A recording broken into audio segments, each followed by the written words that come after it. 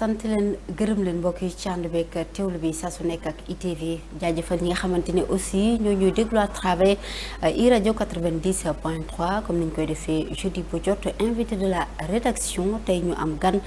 di Babacar Wagane Faye nekk secrétaire général bu ANEC di agence nationale de l'état civil fii ci Sénégal Babacar maa ngi lay nuyu di rafetlu teewaay gi. madame Kor Aminata ñu ngi lay fay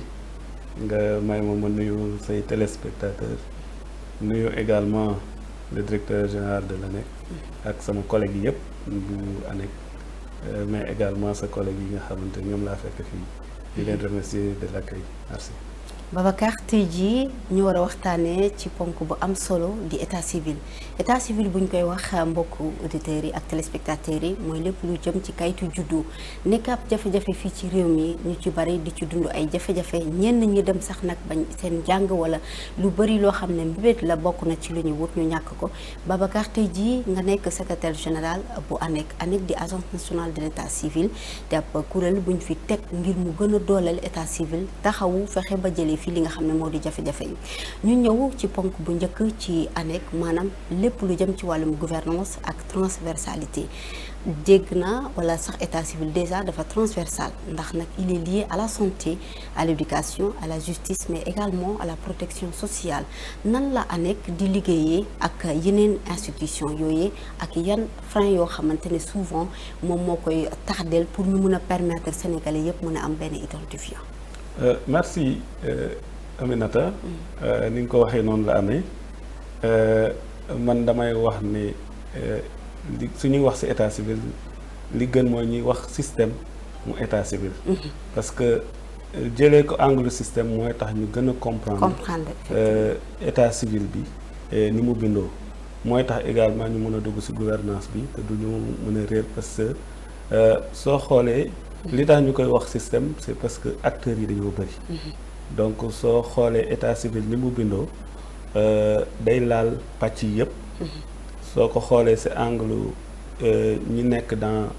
la gouvernance dans la production mais également ñi nekk dans l'utilisation des données des faits d'état civil yëpp da ngay gis ne soo ko jëlee ci angle système ci ngay gën a comprendre gouvernance bi su ñëwee ci système boobu dañuy ràññee ANEC bi nga xamante ne moom la état bi cëral mu war a jiite lépp li nga xamante ne mooy politiku état bi en matière d'état civil mu nekk l'organe central bi nga xamante ne état da ko jox autonomie de gestion nekk dugal ko ci ñaari tutelle technique mu bokk ci ministère en charge des collectivités territoriales mooy ministère de l'urbanisme des collectivités territoriales et de l'aménagement du territoire teg ko ci tutelle financière au ministère en charge des finances donc soo xoolee loolu aussi cohérence la parce que tutelle technique bi nekk ministère des collectivités territoriales day arrimé wu ak centre d'état civil yi nga xamante ne dañoo neen di fekk ci centre ci collectivités territoriales yi soo xoolee également état civil justice da ci am cër parce que lépp li nga xamante ne mooy réguler fonctionnement wu état civil dañ ko tënk ci loi boobu aussi mooy code de la famille ak code des collectivités territoriales justice da see am cër ci nan la ñuy réguler fonctionnement wu système boobu soo xoolee aussi état civil acteurs yi nga xamante ne dañuy jëfandikoo wala dañuy am njeexital ci fait d'état civil yi muy santé muy éducation muy police parce que suñu génnee état civil mën nañu dem même jusqu'à wax ci système mu identité bi de façon globale foofu daaf day dugg avec la police santé soo xoolee état civil ay faits la on parle des faits d'état civil naissance a ngi ci mariage décès soo xoolee au niveau des actes de décès système sanitaire bi da see am cër bu rëy a rëy donc di si contribuer bu baax a baax mais au-delà de tout ça aussi acteurs communautaires yi dañ cee am cër parce que soo xoolee ñi ñuy wooyee les auxiliaires de l'état civil dañ ciy ràññee pàcc yu bëri les chefs de village yi nga xamante ne aussi ils sont témoins des faits loi bi reconnaître leen comme ay auxiliaires d'état civil ñoo am un rôle à jouer xëy na dans les mécanismes suñ si duggee dinañ si ñëw nga jël les imams ñi nga xamante ne dañuy fekkee fee yëpp imam mooy tudd mooy tàkk sëy yi ku gi dëddu aussi moo lay taxaw nga jël également bàjjenu gox yi yeneen acteurs communautaires yi participent beaucoup dans la sensibilisation. tout à fait soob nañ leen léegi ci état civil. état civil waaye aussi cër bi gën a rëy nekk les collectivités. xam ne le maire est l'officier principal. am loi bi mooy ko mu mun a déléguer son pouvoir d'officier à des officiers délégués. mu am ay agents de l'état civil yu nekk dans le dispositif di appuyer. mais également organisation centre bi aussi day laaj nga am fa des archivistes ak yeneen ak yeneen ak yeneen. mais aussi mun nañoo même xuus ba wax ci population bi de façon générale. parce que ñoom ñooy générer les faits d'état civil. ñoom ñoo am également pour ñu defal leen li ñuy wax reconnaissance juridique à travers les actes yi nga xamante ne moom la ñuy jël donc ñoom it dañ ci am cër te. maillon bu xamante ne am na ci problème ci li ma cité noonu yëpp day impacter état civil te da ngay gis ne bu ci nekk munoo ko cëralee fenn kese donc looloo tax ñuy wax système national de l'état civil système bi nag wax dëgg mën nañ ko gën a yaatal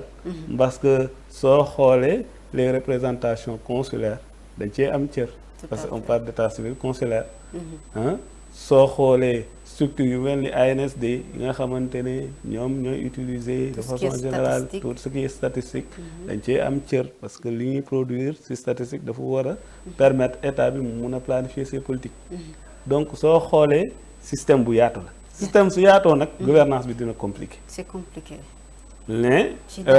li wër pa wër mooy ak ñu ngi teg ay mécanismes yi nga xamante ne dinañu mën a permettre ñu maîtriser gouvernance yi am na yu ñu jot a réussir am na yu des am na yoo xamante ne aussi mun nañ ko améliorer mais day aju si ñu xoolaat suñu cadre juridique bi ndax am na yu bëri yi nga xamante ne tey bëgg nañ ko def mais cadre juridique bi permettre ko damay joxe exemple loi sur l'informatisation de l'état civil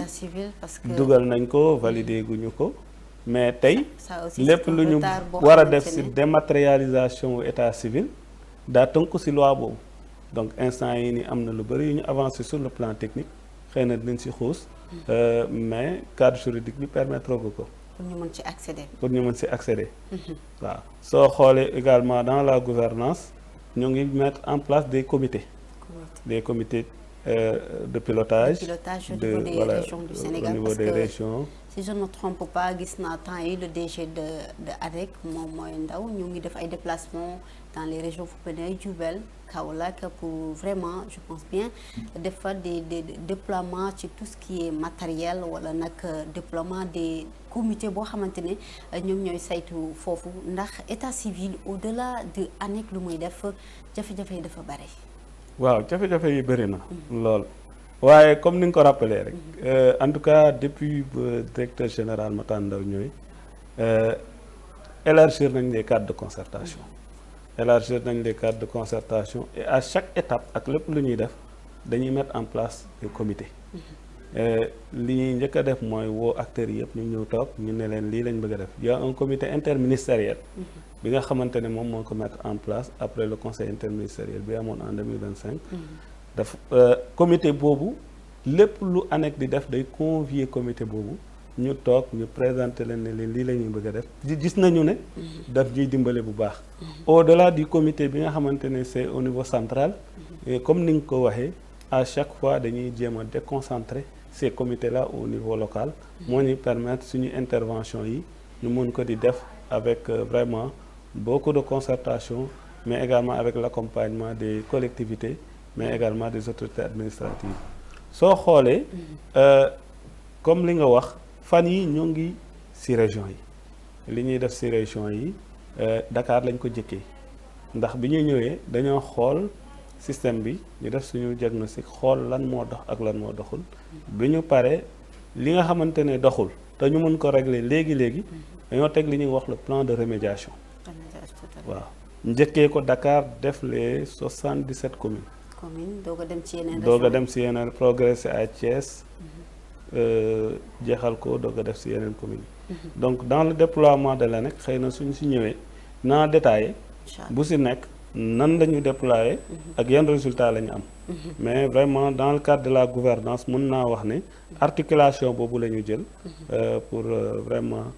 stabiliser li nga xamante ne mooy intervention ANEC. bu ñu jógee ci gouvernance ku wax ANEC ku wax état civil nga wax ci kaw fraude documentaire yi nga xam ne am na ndax ku wax dématérialisation ak lu jëm ci système d'information jamono ji y a beaucoup de fraude yi nga xam ne jot nañ ko ràññee ci état civil bokk na ci li nga xamante ne mooy jugement supplétif bokk na ci li nga xamante ne moo di double identité yi loolu nekk loo xamante ne askan yu bari ñu ngi koy dund ANEC lan moo mën yan jumtuwaay wala yan mécanisme la samp yoo xamante ne dina mën a tax ñu mën a éviter wala ñu mën a wàññi tout ce qui est fraude document ak li nga xamante ne mi ngi am. waaw question bu am solo bu am solo bu Sénégalais yi di xaar ay réponses. tout à fait yaakaar naa ne moom moo tax ñu am ay directives présidentielles dans ce sens. mais juste pour te dire que question bi dafa nekk lu am solo. ñun nag dañoo jàpp ne pàcc bi gën a yaatu. ci problème bi wax mooy yëpp mais bi gën a yaatu ci problème bi li koy régler mooy digitalisation. moo tax actuellement ñun ñu siy def énergie bu ñu mën ak bu ñu mënul on se déploie de xam naa ne Sénégal yëpp yëg nañ ñu fi ñu toll nii si effort yi nga xamante ne taxaw nañ si digitaliser système bi parce que jàpp nañ ne loolu rek moo mën a régler problème bi. une digitalisation boo xam ne il sera sécurisé parce que lu ñu gis mooy bu ñu demee ba les données yi nga xamante ne mooy base de données ay daaf ak yeneen yi ñu koy pirater. donc tey jii extrait de naissance bu ñu ko digitaliser aussi il y a pas une sécurisation carrément donc je pense bien. foofu laa doon ñëw ñun en fait digitalisation boobu li nga ko wax dafa war a ànd ak sécurité. sécurité boobu ñun ñoo ngi koy xool ci niveau yu bëri. beneen niveau bi mun nañ wax lépp li nga xamante ne moom mooy infrastructure système ak réseau yi ñu teg. loolu gaz de sécurité yi système bi laaj. yëpp dafa nekk priorité si ñun. soo xoolee looloo tax ñuy exiger aux communes. ñu utiliser le logiciel ELGEC mooy logiciel de gestion des faits d'état civil bi nga xamante ne moom mooy le seul logiciel bi nga xamante ne tey fii ci Sénégal moom la ñu homologué te moom mooy tax ñu maîtriser la sécurité de notre infrasystème non réseau. soo xoolee aussi am na beneen pàcc bi nga xamante ne moom mooy tout ce qui est applicatif parce que ñun yemuñu ci système de gestion des faits d'état civil bi dañoo nekk di développer ay outils numériques yi nga xamante ne moom mooy faciliter usagers yi ñu mën ko jëfandikoo mën a am seeni acte parce que li indi fraude yi aussi jàpp nañu ne xëy na difficulté yi nit ñi di am pour jot seeni acte la xëy na mooy tax ñuy jéem a wut ay circuits. et puis aussi la situation de certaines mairies laa mën a wax parce que le personnel ak la gestion du mairie aussi les agents souvent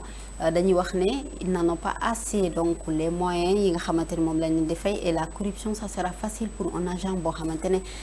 véritablement il ne perçoit pas comme il le faut loolu ça fait partie des causes yi nga xam ne moo waral fraude bi loolu nag pour mu jóge fi comme ni nga ko waxee je pense bien que ne lépp ñu digitaliser ko waaye il va falloir aussi une bonne formation un bon choix des gens ñi nga xamante ni moom la ñu teg au niveau des mairies. lu wér mais bon peut-être ñëwaat rek ci système bi parce que dafa am solo soo xoolee niveau de sécurité yi fi ñu ko mën a natt dafa bëri. ci système bi d'abord. ndax au-delà de l'infrastructure système et réseau wax naa ko. au-delà de tout ce qui est applicatif mais suñu données yi daa am fu ñu koy stocké. tout à fait fi ñu koy stocké su amul sécurité. dañuy exposer vraiment les données personnelles des gens te loolu laay wax ci logiciels yi nga xamante ne homologué wuñ ko ñu koy utiliser dans certaines collectivités qui font l'effort quand même de digitaliser le service bañuñu ko, mais il faut que ça soit encadré avec l'aide de l'ANEC, avec le logiciel de gestion des faits d'état civil. Au-delà des données mun nañ wax tout l'arsenal yi nit ñi di utiliser pour di échanger ay données entre systèmes, mooy li ñuy wax les API, tout ce qui est mis en place sur le côté informatique pour échanger ay données. Loolu aussi mun na nekk ay gaz de sécurité. Loolu nag suñ si jógee ci la ñuy ñëw sur la sécurité physique, les papiers foofu aussi fu faroot am rek ay nit a ko def. Li nga wax léegi foofu la amee solo, nit ñooñu am capacité d'agir, parce que suñu amee capacité d'agir xëy na avec l'informatique on peut sécuriser beaucoup de choses, mais sur les versions sur le physique nit ay agir ko nit kooku daal laaj mu am une certaine déontologie, mu laaj lu ñu war a def ci moom. Tout à fait. Loolu aussi vraiment problème là et il faut le reconnaître. Et c'est le problème majeur en fait. Et effectivement man dama lay rejoindre foofu, c'est le problème majeur. Moo tax ñun aussi def nañ ci ay propositions. Def nañ ci ay propositions te ñu ngi ciy liggéey. Li ñu bëgg mëbët ko mooy tey jot na ñu am un corps de l'état civil. Ñu nekk ay agents yoo xamante ne dañ leen di certifier métier sur l'état civil. Collectivité boo xamante ne war naa jël ay agents mu jël ci corps boobu. Man damay ne il faut qu'on aille même plus loin, il faut qu'on donne les moyens à l'ANEC pour centraliser ce personnel des centres d'état civil, ñu mën a mettre ñu mën a dugal ci ñoom li war ci ñoom en termes d'éthique, de déontologie. Ñu nekk également des agents assermentés. Ñun rek ñoo fi nekk di utiliser en tout cas tout l'arsenal en tout cas de données personnelles de trucs te nekkuñu ay agents assermentés. Soo demee ANSD ba ma jóge donc foofu mais même les chauffeurs dañuy nekk ay agents assermentés parce que nature kii bi la. Loolu aussi bokk na ci suñuy combat ci réforme cadre juridique bi ñuy wax dugal ko ci liggéey nañu ko ba pare liggéey nañu ko mu ngi ci circuit yi. Autorités ils sont assez sensibilisés. Donc yaakaar nañu ne dinañ ci dem ci lu gaaw. Léegi en cas bu ñu détecté benn cas wu fraude ANEC ban collaboration lay am waa justice ak les forces de défense de sécurité ba mun a remonter ci ñi nga xamante ne ñoom ñoo def lu nu mel. waaw question boobu nag day jafee tontu ndaxte xam nga ñi nga xamante ne dañuy def fraude ay pexe la ñuy utiliser. Tout à fait. Ñun aussi il faut ñu xool ay astuces yu ñuy utiliser pour mën a leen a traquer mën a leen a jàpp bon mais li ñu mën a wax mooy am na ñu ay jumtuwaay yu ñuy utiliser pour authentifier les actes. Même si authentification boobu sax ci proposition yi nga xamante ne moom la ñuy def mooy papier bi nga xamante ne moom la ñuy délivrer dañoo bëgg mu bañati nekk un papier ordinaire. Mu nekk papier boo xamante ni ANEC moo koy xel di délivrer aux communes mais également ñu def ci ay 7 niveaux de sécurité yi nga xamante ni dina tax heure bu ko police jotee wala tribunal jot ko ñu mën a des réceptions suñ ko téyee ñu xam ne lii papier bu ñu homologué la wala bu ñu homologué wul mais li ma lu mën a wax rek Sénégal moom nit ñi xaw nañu vraiment am ingéniosité wut ay pexe. waaye ñu ni tamit ñu ngi ciy liggéey. On travaille beaucoup avec la DNLT qui est en tout cas la structure habilitée donc à travailler sur la fraude documentaire donc de la police. Dañuy liggéey ak ñoom. On est en collaboration formelle donc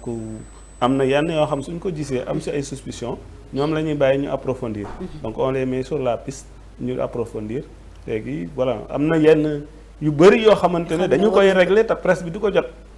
am na nag yoo xamante ne aussi presse bi da koy jot. Maintenant aussi il faut que nit ñi comprendre que y a beaucoup de problèmes qu'on relaie ci presse bi di ko wax ay problème état civil te nekkul ay problème état civil. Tout à fait léegi waxtu gi rek balaa mu ñuy dab ñu gën a wax lu gën a am solo bu ñu waxee état civil dinañ wax le contentieux. Contentieux bari na mooy tout ce qui est problème mooy le problème des doublons. mu nekk loo xamante ne dafa engorger les tribunaux. mooy fi nga xam ne mooy tribunal yi. loolu naka la ANEC nekk di liggéey ngir wàññi jafe-jafe ndax en général ñi ci am difficulté ce sont la population ou bien les personnes vulnérables ñoom ñi nga xam ne dañu am jafe-jafe soit changement de nom wala rectification yoo xamante ne daanaka bés boo demee tribunal gis nga ku fa ñëw ne dañu juum sama tur gis nañ ko xam ne dañ ko jaawale keneen loolu nekk loo xamante ni askan wi dañ fay daje ñenn ñi dañuy dem ba xaddi ba bu ñu naroon def sax genre un concours wala war a dem feneen dañ mën a xaddi léegi ANEC fan la ci toll ci loolu ngir mën a wàññi coono boobu wàññi ko ñi nga xamante ne vraiment ce sont les populations yuy souffrir et tout ce qui est contentieux lié à l'état civil. waaw contentieux yi moom bëri na trop. Il faut dire que aussi état civil a hérité d'un passif te passif boobu aussi vraiment depuis mën nañu wax fukki at ñeent fukki at ci ginnaaw. ni ñu ko doon gérer ni ñu doon gérer état civil. c'était vraiment pas avec les normes. ici mais quand même li ñu mën a reconnaître mooy lépp lu jëm ci contentieux moom léegi wàññeeku na bu baax a baax avec l'avènement de l'ANEC. maintenant passif boobu aussi. ni ñu koy gérer. La régularisation dañ ko dénk waa justice. ANEC cër bi mu ci am mooy accompagner à la régularisation loolu aussi il faut que nit ñu xam ko. l'ANEC day accompagner à la régularisation parce que ANEC. nekk na ci position boo xamante ne tey mën na prononcer wu. pour wax ne yow kat. mën naa jël gage de garantie que voilà condition yi la dal ci sa état civil. lii. ANEC mën na ko authentifier lii ANEC mën na ko authentifier maintenant les juges ñoom la loi bi cëral ñu agir dans la régularisation waaye aussi di jaajëfal bu baax les présidents de tribunaux d'instance nga xamante ne ñoo ngi def liggéey bu am solo ci régularisation au-delà des audiences foraines vraiment dañuy jàppale ñun ANEC dossiers yi ñu leen di indil à travers des audiences spéciales ñuy accompagner beaucoup de personnes dans la régularisation boobu nag mënul ñàkk wax naa ko léegi suñu informatiser système bi intégralement xëy na dina wàññeeku drastiquement parce que on a commencé à voir l'impact de la digitalisation dès maintenant nag passif bi aussi ñoo ngi koy jéem a intégrer en numérisant en indexant en reversant passif bu nekk aussi daa am collectivité bu ko moom bu war a def la reprise du passif yooyu yëpp ñoo ngi ciy liggéey mais dafa bëri laaj ay moyens moo tax vraiment foofu aussi dañuy attirer l'attention des autorités. Tout à fait ci loolu la ñuy ñëw parce que mënuñu wax lépp te waxuñu financement ak déploiement ANEC parce que tey jii boo leen di def seen déplacement ANEC fan lay taxaw ci wàllum financement moom mooy financer boppam état bi la wala dafa am yeneen ONG à l'étranger yoo xamante ni ñoom ñoo leen di appuyer parce que les déplacements c'est pas de yemale wuñ ko Dakar dem nañ ci yeneen région ci ça demande beaucoup de moyens tout ce qui est financement wu ANEC mën nañ ci xam dara. dama lay jox réponse bi ma tàmm di dégg ci sama DG day wax ne les moyens c'est la troisième position. Ah oui. moom day wax à chaque fois ne. Il y a la volonté. Il y a également l'énergie bi nga xamante ne pare nañ pour joxe ko. moyens yi soog a ñëw. Et vraiment c'est ce qu'on sent sur le terrain parce que li nga xamante ne moom lañ nekk di déployer au niveau territorial def ko Dakar jeexal Thiès en 10 jours toutes les communes de Thiès à 10 jours. Instant yi on est simultanément sur Diourbel, Louga et Fatick. Sur 17 jours ñu war ko boucler. loolu on le fait sans moyens amuñu ay ordre de mission suñuy mergade la ñuy yóbbu ak suñu baraada suñu demee cantonné def ay camp suñu xëyee sangu sol suñuy bagage xam nga wàcc sur le terrain. Tout à fait. Voilà. Donc vous on s'est organisé en camp et on a sensibilisé tout le personnel sur les moyens yi nga xam ñoom lañ dispose. Tout à fait. Instant yi amuñu xaaruñu comme ni mu koy waxee. je xaar pense moom que xaar bi sax mënut a nekk amuñu droit xaar. parce que sénégalais yi tout à dañuy xaar te fait yàkkamti ndax ñu. secteur bi ngeen nekk dafa tagga témbe ci Voilà. jafe-jafe. Maintenant Donc, nag aussi bon vraiment on a fait le nécessaire pour que vraiment état bi accompagne mais également partenaires yi accompagne. ok. foog naa ne cette année on a travaillé lu mu dee sur 4 ou 5 notes conceptuelles. yi nga xamante ne c'est un examen au niveau des partenaires techniques yi nga xamante ne aussi. il faut le dire. ñoom ñooy gën a accompagner état civil. ñoo ngi xaar également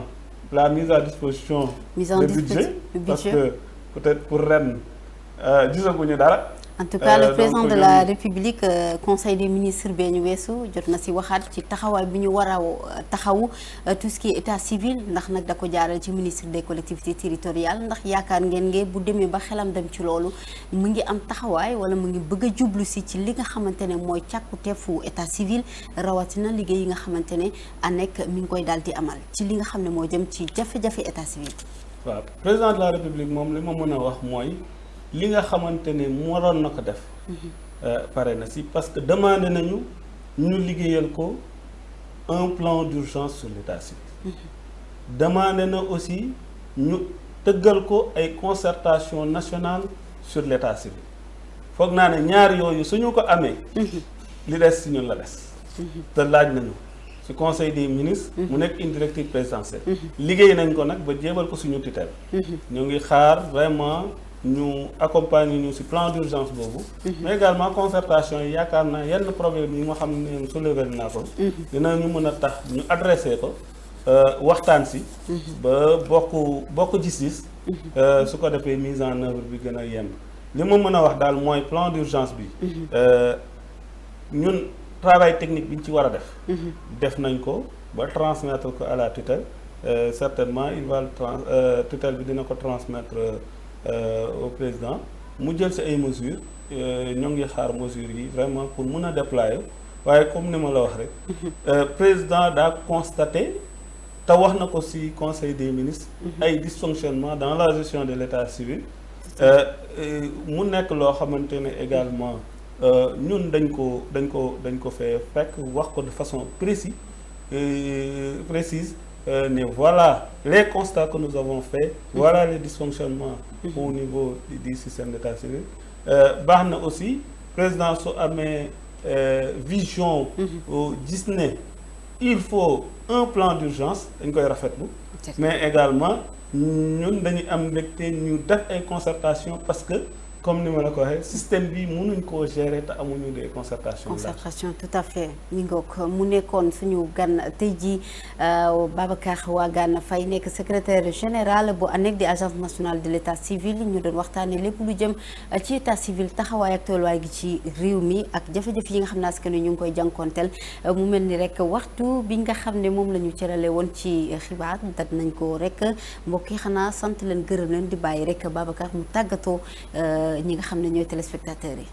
Aminata vraiment merci déjà ci opportunité bi ngeen ñu may ñuy wax ci état civil. yaakaar naa dina amaat yeneen opportunité ndax xam naa ne li ñu war a wax ci état civil bari na. yaatu na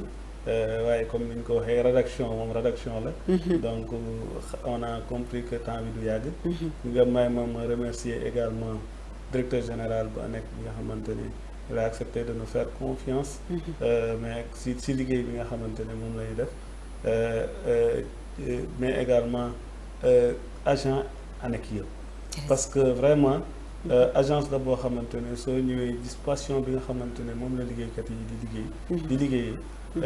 vraiment da nga xam ne amoo droit sax di jéem a am looy ñaxtu ndaxte vraiment ils sont très engagés dans le travail di remercier également sa téléspectateurs yi ñu suivre yëpp vraiment di ñaax aussi askan wi si plus de responsabilité si état civil parce que jàpp naa ni état civil moom ku nekk su dugalee li mu war a dugal problème yi dinañu wàcc. jërëjëf Babacar ñu koy sant di ko gërëm di jaajëfal techniciens yi nekkoon ci ginnaaw ba bi émission mën a jaar ci yoon di leen jox dig daje ci beneen alxamis ak beneen numéro invité de la rédaction jërë ngeen jëf ñu yendoog jàmm.